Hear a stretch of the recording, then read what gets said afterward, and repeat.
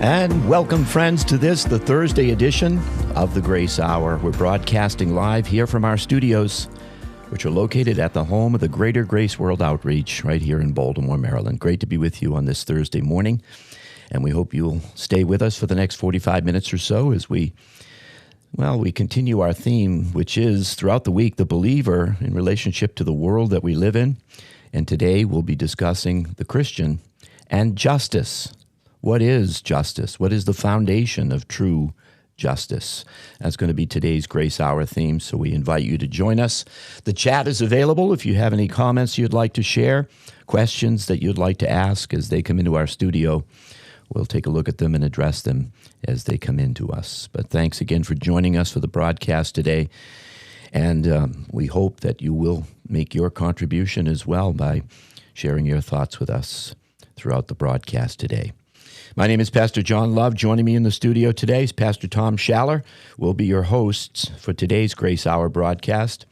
And Pastor Schaller, this is a very, well, it's a great theme. It's something that we understand as being foundational in our lives. And there's a verse of Scripture from Deuteronomy 32, verse 4 that I'll read that just kind of establishes the nature of true justice. And it reads as follows: "The rock," referring to God, "his work is perfect. All his ways are justice. A God of faithfulness and without iniquity, just and right is he." That kind of sums up the essence of who God is. Because when we're talking about justice, aren't we really talking about the righteous character and nature of who God is, the holiness of God, the fact that he embodies all truth and all justice as we understand it? Yeah, for the discussion to establish some definitions and guidelines, you're right, like starting with God. That's the first and most important and primary issue. God, the nature of God. I mean, we are made in his image. We have the moral law written in our hearts in Romans 2:14 and 15. When we know we have done something wrong, it's something that does relate to the whole principle of justice, that one day we will stand before God and the light of his reality and truth, which is eternal, will be confronting us. We read about judgment, but this is in an absolute sense. This is not relative to human conventions. This is the deeper reality, and that the unbeliever will stand before God and give an account for everything that he has done, every word that he's spoken, everything that he's done. In Revelation 20 and verse 15, the books will be opened. So let's start there. Like we're talking about absolute truth. We're talking about the Bible, because that's the reference for absolute truth, or it is absolute truth. But in studying it is where we get our bearings for what is justice. And we've got two phrases: one biblical justice, the other one social justice. Would you like to give a shot at defining those two terms, Pastor? Yeah, when it comes to biblical justice, that's pure, that's genuine, that's real. The problem with the social justice is that man is sinful. And man's understanding and definition of justice can be widely different than God's definition of justice. Mm-hmm. And that's where, as you pointed out, it becomes relative, but not absolute. But the absolute justice of God is something that has to prevail. But as you said, it so often doesn't. And we hear people say it all the time: there is no justice. I don't find justice. Mm-hmm. There can't be any justice in this society, in this world that we live in. But the day is coming when there will be absolute justice. Mm-hmm. And we have to, in the midst of injustice in our world, in our society, we have to wait and trust that God will bring that kind of justice forth. Yeah. Charles Ryrie wrote this book, What You Should Know About Social Responsibility.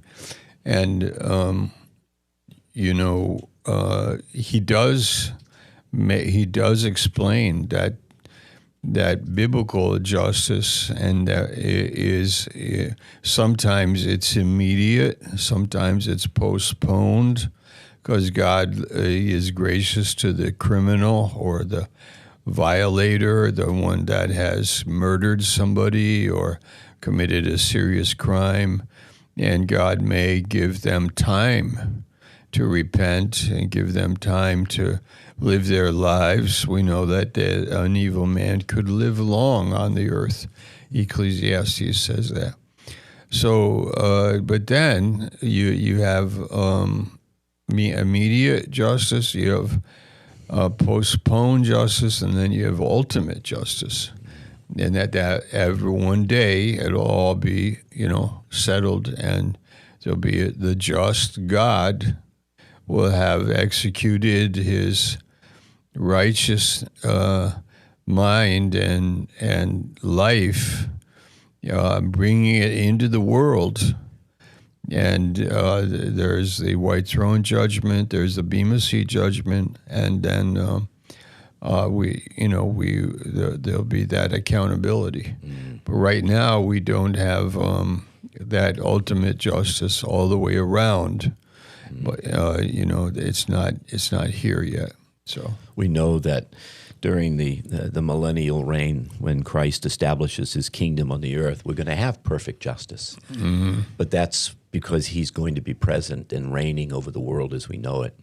When it comes to social justice, the basic or the core value, we hear a lot about this today. We're hearing a lot about it recently with elections that have taken place in our country, is to redistribute resources and advantages to the disadvantaged to achieve social and economic equality for everyone. But it doesn't always work out that way, does it? No. Yeah, so maybe we should, if we were to relate to our topic with biblical justice, then we could say what Jesus said in Luke 4 is a good reference for us. Verse 18. He took the book of Isaiah, verse 17, and he opened the book. This is a scroll. The Spirit of the Lord is upon me because he has anointed me to preach the gospel to the poor. He has sent me to heal the brokenhearted, to preach deliverance to the captives, recovering of sight to the blind, and to set at liberty those that are bruised, to preach the acceptable year of the Lord. And then he closed the book. Now, going through that list, you could imagine that when he walks into a room and that Christ is a ministry, there is a social aspect. There is a spiritual aspect that has an impact on people socially. They're poor. Sometimes poor people are taken advantage of by the powers that be, but Christ came to preach the gospel to them. So does he care about the poor? Yes, but more not only poor materially, but more deeply, the poor that have been abused, or the poor that don't have the abilities, the poor that don't have the advantages of others. And he was anointed, and he came to preach the gospel to them. Yeah, so what is the gospel? Yeah, well, you go through that list, and you've got, as you said, the poor, the captives, the blind, the oppressed. It sounds like Jesus is setting up social services, right? But when you really understand what he was speaking about here, again, as you said, he's talking about the poverty stricken in their souls. Yeah. He's talking about the blind to spiritual reality. He's talking about the oppressed, maybe oppressed by the God of this world, the devil himself. And then when he talks about, liberty, he's talking about the freedom that you experience when you embrace the gospel, trust Christ. So we're talking, these are spiritual realities here. Yes. He didn't come to, bring in a whole new set of social justice standards, did he? No. And the reason why it's important to define these terms, because the communist ideology was to really a group of people would rise to power by dividing the society between the rich and the poor. And in our country, they use it with race. They want to divide the country with the blacks and the whites and the Asians and Latinos and so on. But and I know that we're in a country where actually there's like equal opportunity, largely, not perfectly, but largely, and that we don't have this root of bitterness in us, this, distributing wealth and taking away from the white people the privileges that they have and give it to others. So this social justice message that we've heard in the last 20 years or so, it really does parallel the communist ideology based on economics, except this is the same idea except based on race. Yeah. And it does, as you said, it kind of pits these groups, the one against the other. And you have the oppressed, and then they are battling against the oppressors, or you might say it a different way, the poor are battling against the rich. And how dare they become wealthy? How dare they become successful when we don't have as much as they have over here? And it just, it just creates some problems. It creates a whole new set of problems. Yes. And I mean, if you go back to the biblical justice perspective, that was when the Lord brought the Jews out of Egypt and brought them to Sinai and gave them the law.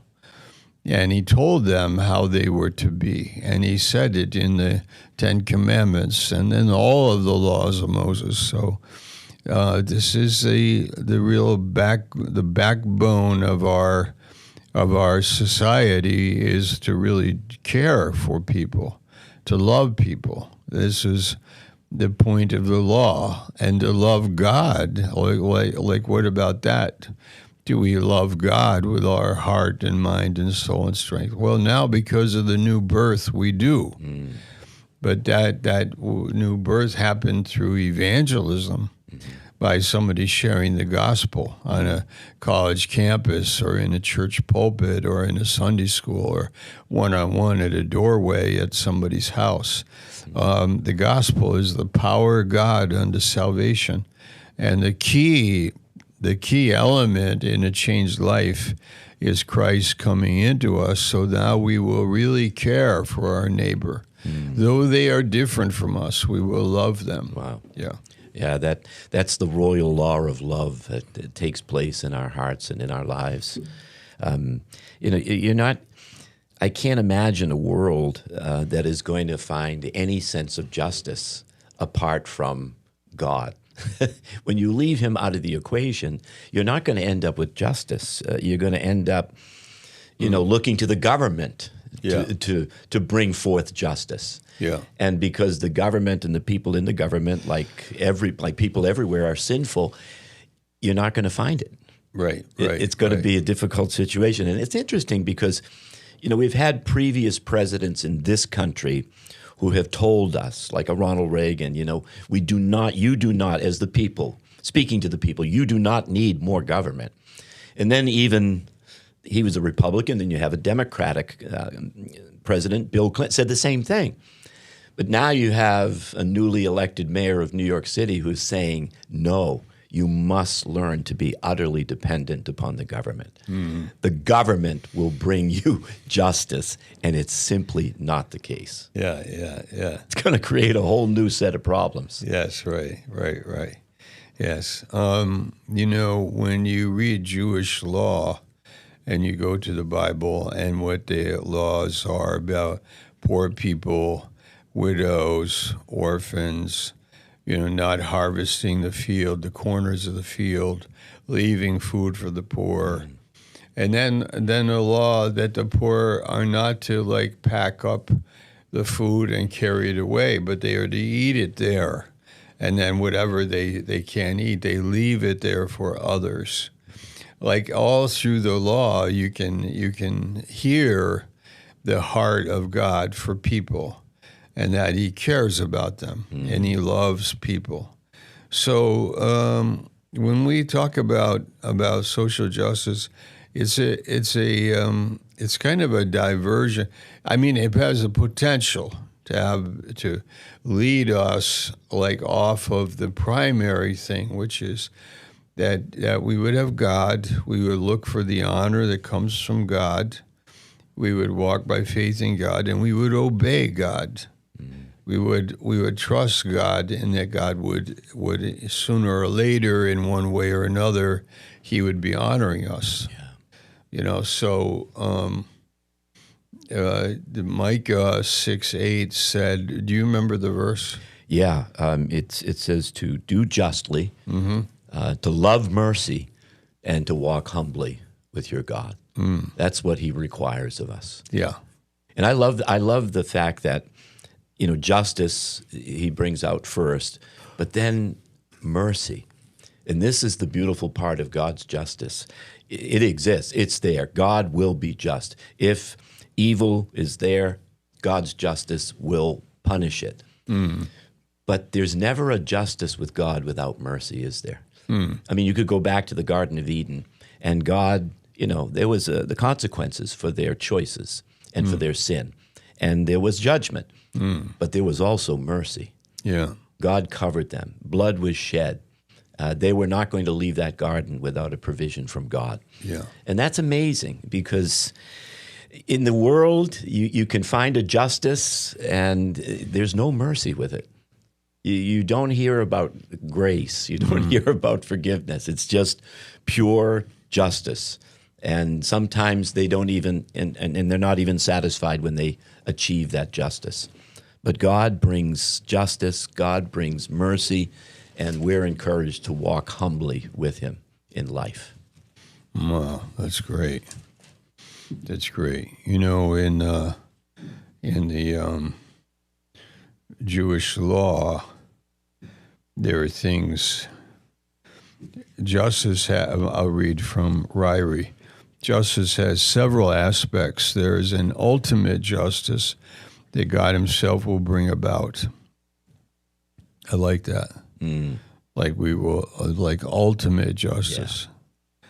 Why? Because He's a just God. Well, He lets some things slide by the board, ignored and so on. In this lifetime, He's very patient.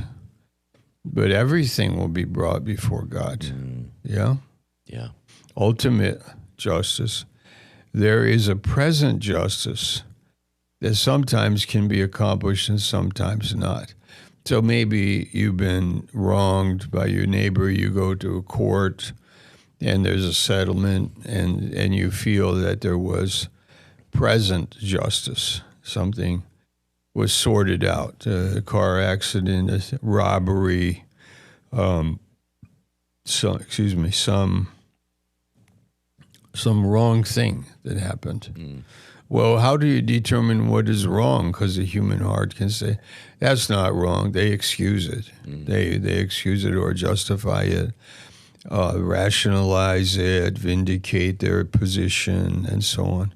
Well, God, we're very good because at deceiving our own hearts, because our hearts are deceitful and we can't even know them.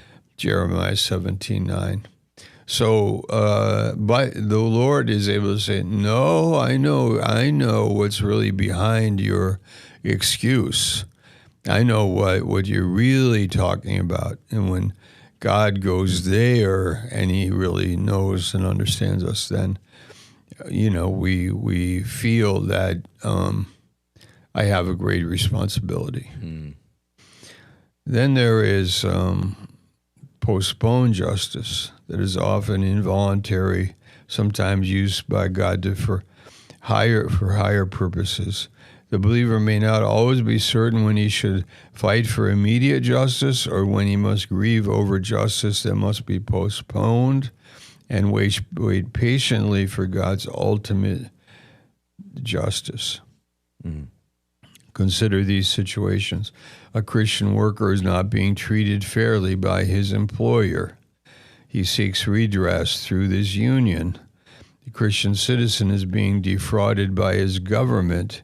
He seeks redress in the courts, or a Christian's neighbor is violating something in the city code.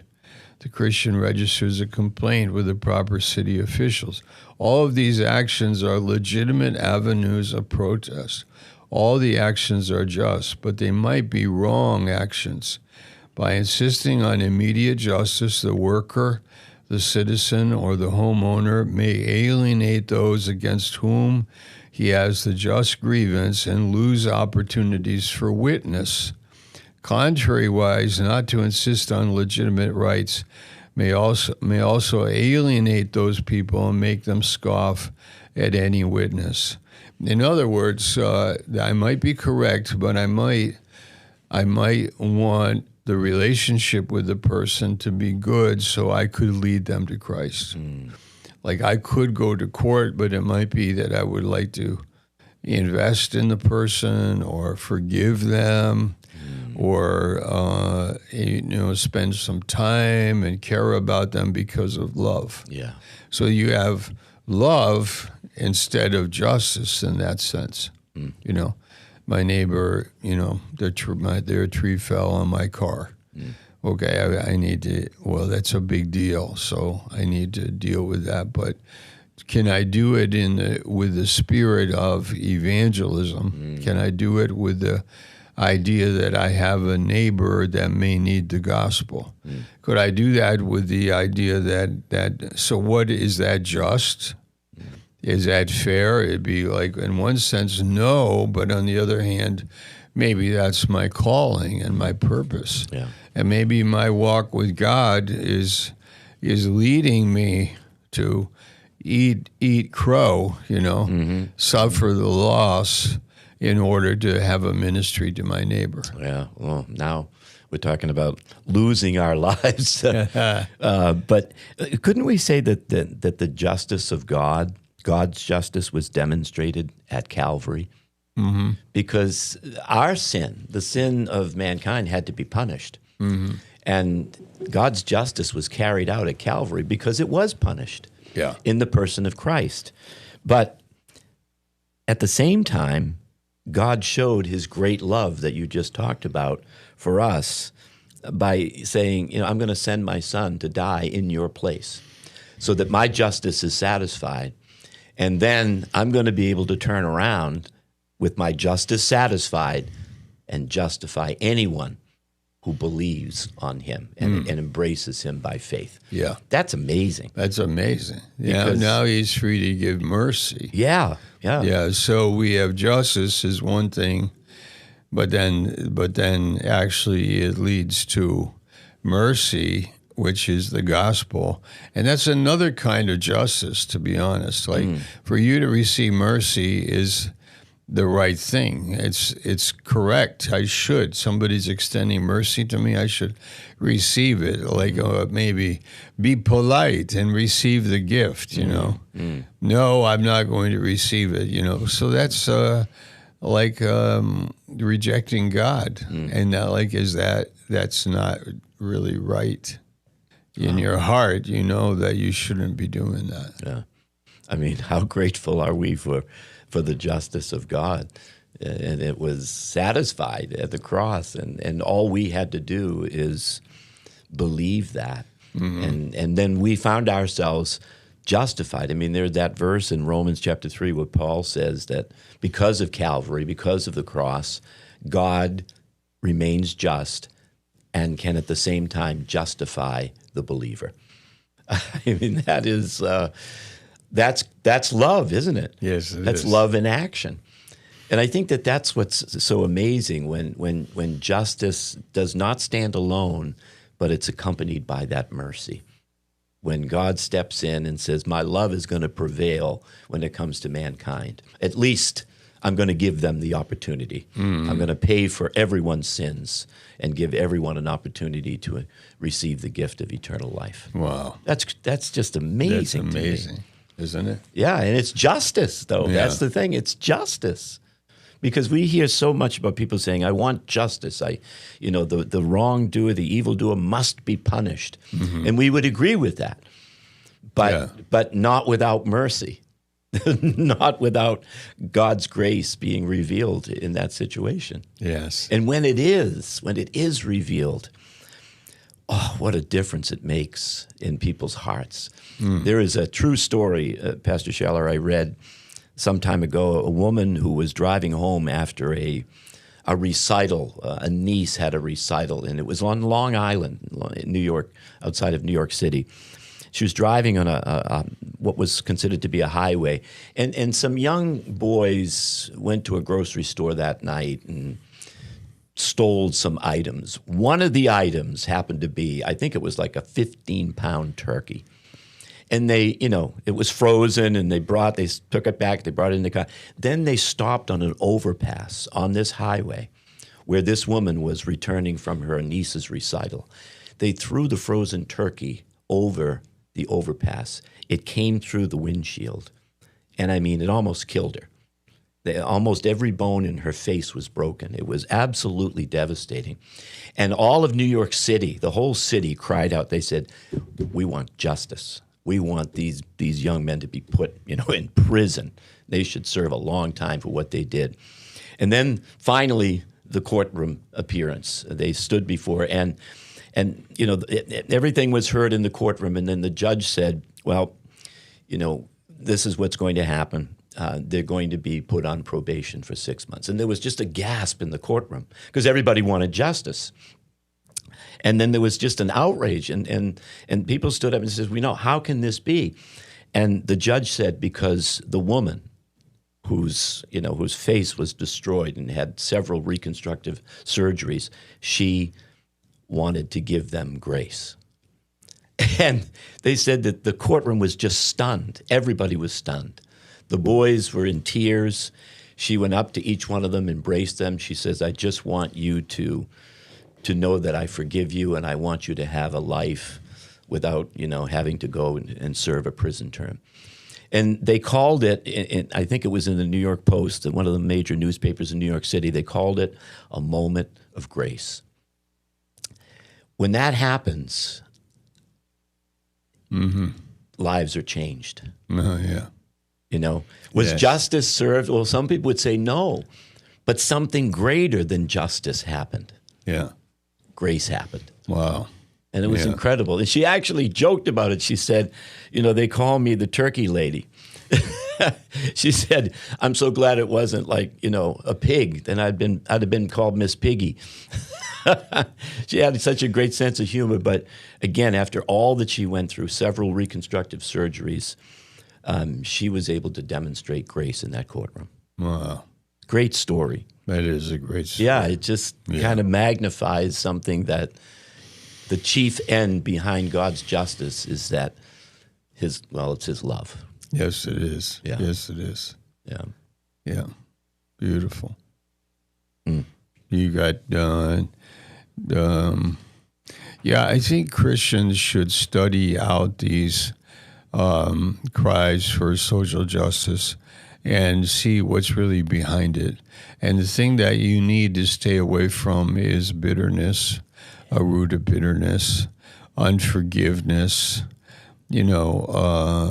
like you said in that story. Forgiveness is at the heart of the Christian's life. And to be a Christian and to be able to forgive. Erica Kirk, when her husband was assassinated, gave the speech at his memorial service and said, I forgive the man. So we're all like, wow, of course we knew that would be coming, but I didn't know how that would come so soon, But she's a remarkable person, and we appreciate her and her testimony. But, you can see where when people are wanting the whole society to be reconstructed, the whole society to be changed. You take away from other wealthy people all of their wealth and distribute it to the poor. That we've already done that in history. We did that. It's an absolute failure. It makes everybody poor. Winston Churchill said, capitalism is the unequal distribution of wealth, and communism is the equal distribution of poverty. Just make everybody poor. Yeah. Like everybody who's going to make income. That's right. If that's going to be taken away from me. That's right. So I'll be passive. The government is in charge. They're going to tax me and take away from me my whatever they want when they are empowered like that.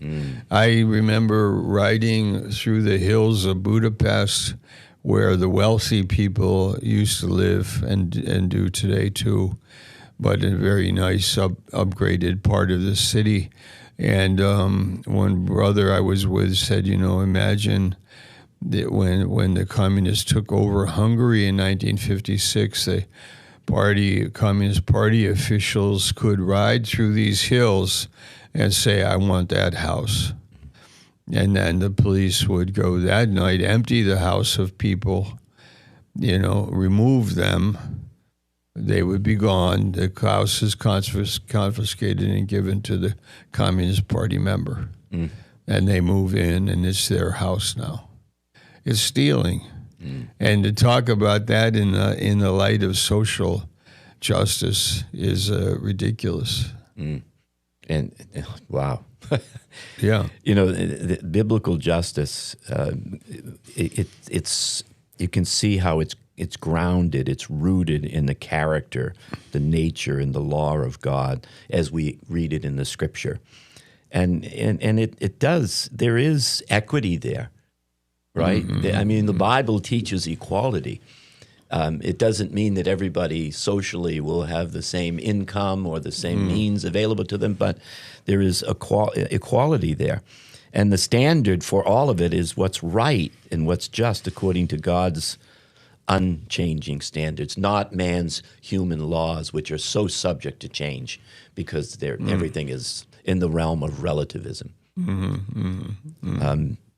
Wow. I mean, when you read the Bible, you read about so many individuals that were used by God to deliver the oppressed and to minister to the foreigner and the outcast and the poverty-stricken. I mean, that's biblical justice. Yeah, and I mean, our laws, jurisprudence, the court system is based on morality, and it has survived as an institution. Generally embracing law, and that's what the foundation of our society is. It's law, and we want to know what laws. We have the Mosaic laws given to us in the Bible about incest. That is not allowed. Adultery is not allowed. Taking advantage of poor people is not allowed. Idolatry, worshiping other gods, is not allowed. We have a great framework for society. All right, so that being said, you move from there into our New Testament, and Jesus is telling us that, yes, we have the law, but we have even more. We have heart. We have a heart. We have love. That's the essence of the law. That if you don't commit adultery, you love your wife and your wife loves you and you're loyal to each other. This is love. But to break that loyalty is not love. And I'm breaking the law. Now, no law will get me to heaven. There is no way I could obey any law that would vindicate me entering heaven. There's no law by which you keep a law or any laws or all the laws and go to heaven. Yeah. It can't happen. It must be the redeeming power of Christ, the work of Christ on the cross, the blood of Jesus that bought us and made us children of God.